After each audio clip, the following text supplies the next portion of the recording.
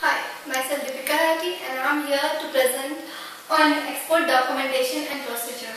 Export documentation, in any export shipment, they are made by various types of documents used and they are asked by the authorities or port authorities, any authorities. And export document is a tedious process, it is a tedious process, but it is necessary for the exporter to pay attention to it. Export documentation is of two types. One is pre-shipment document and post-shipment document. Under pre-shipment document, sales contract, pro forma invoice, custom invoice, shipping bill, AR1 form, packing list and certificate of inspection. Sales contract is all about the contract where buyers and sellers purchase and property sales are recorded. Pro forma invoice is an invoice where all the details of the product, exporters, importers and what kind of product they are sending are all recorded.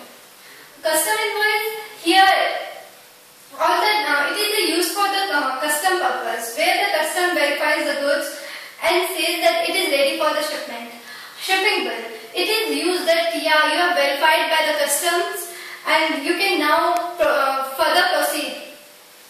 AR1 form. It is a form which is made by the exporter in order to specify all the details, as all the details are mentioned in the packing list also, but it is required by the port authority.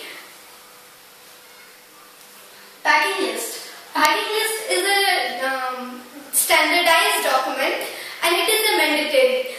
You cannot change the format because the custom will not accept it. Packing list contains all the details about the items you are going to export. Certificate of inspection. This certificate is given by the prescribed inspection company, which will certify that your goods are proper and it is ready to proceed further. Now, post-shipment documents. Bill of lading or air bill.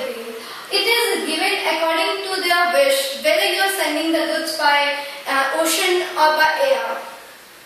Commercial invoice. It is a document which records all the transactions which are happening between the buyer and the seller. It tells about that the exporter is from India and it is exporting to the other country, so and so.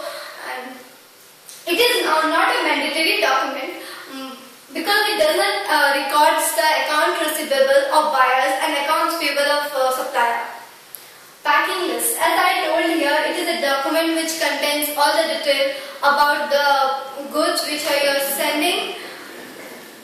Certificate of origin. This is a certificate given by the authority selected by your council, which will specify that your goods are from India or any other country from which it is originated. Bill of exchange. It is also called as draft. Here the maker of the bill is known as dry and to whom the bill is going to be received is known as dryer. Now, commonly used Incoterms. Incoterms means international commercial terms. It is first used, it is introduced in USA in 1936. In English, it is a common saying that necessity is the mother of invention. As far the Incoterm is concerned, it is true. Incoterm is divided in a group. There are four groups. First is E group. In E group it is EXW, which means X work. X work means X means from and work means factory. It is a buyer's premises. Here all the expenses are bear by the seller, and after the goods are put in the shipment, all the costs will be beared by the buyer. Second is F group. In F group there are FCA, FAS and FOB.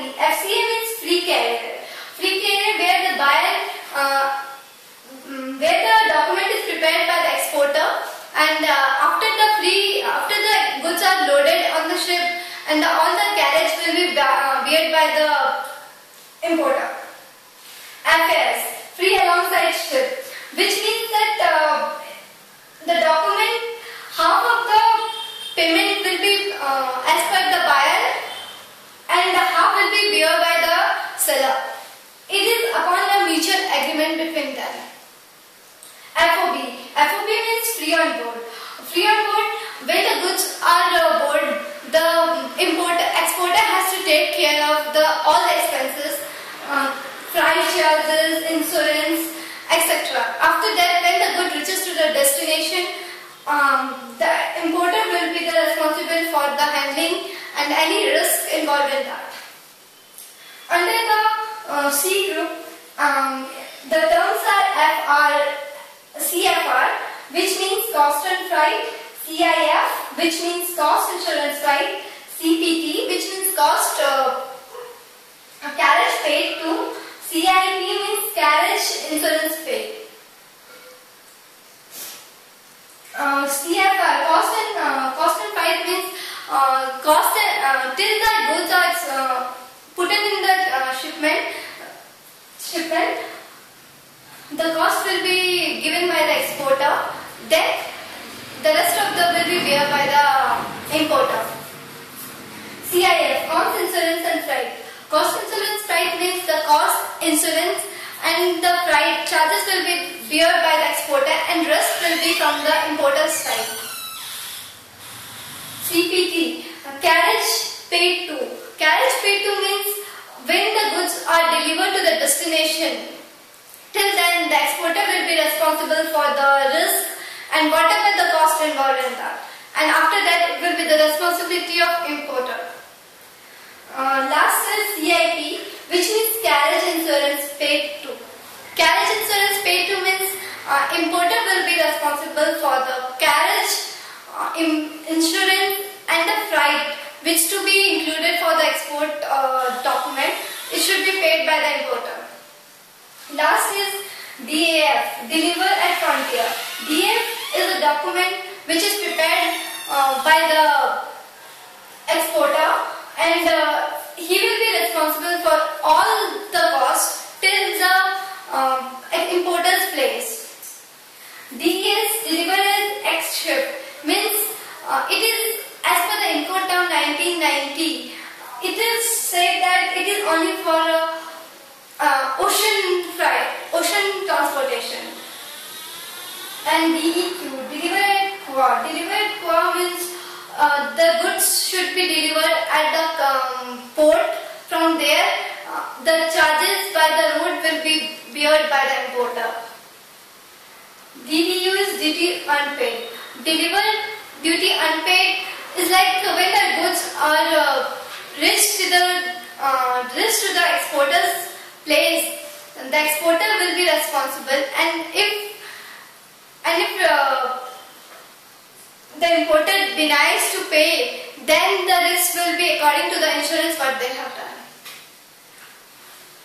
DDP means deliver duty paid.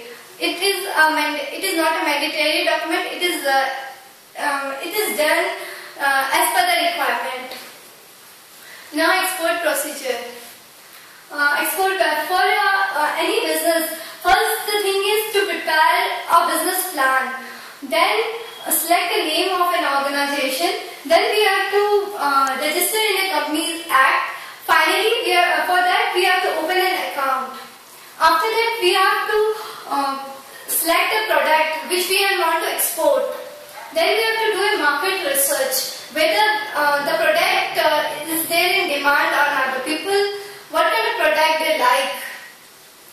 After that, if you are a first-time exporter, then you have to register with IE code. IE code means Importer-Exporter Code Number, which is very much important before doing any export transaction. After that, we have to register with the Export Promotion Council as per your export product. If you are exporting any silk, there is a silk promotion council, so you have to take a certificate from that yeah, you are going to export this type of goods. Then you have to also register with the sales tax office, credit guarantee corporation. After that, once you are done with the registration, you can procure the consignment order.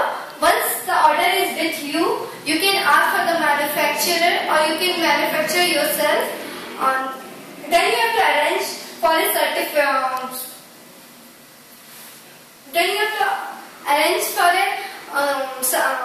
quality inspection certificate, which is necessary in order to satisfy that your product, what you're selling, is of right kind. After that, once you have got this inspection certificate, you have to arrange all the documents for the shipment, and you have to choose a CHA agent. Once the CHA agent is ready, you can the exportables are sent to the transit. Once the goods are loaded in the shipment, the port in charge will give you a certificate called the shipping bill, which will say that your goods are loaded and so product is there and so documents are attached with that. Then the captain of the port will give you a written application that there are port charges and you have to pay. Once the customer clears the port charges, then it will move towards the further, and it finally when it reaches to the importer's destination, the exporter within 24 days, the exporter has to submit the documents in the bank, stating that all the documents, and then the bank will submit this to the importer's bank for the collection of payment.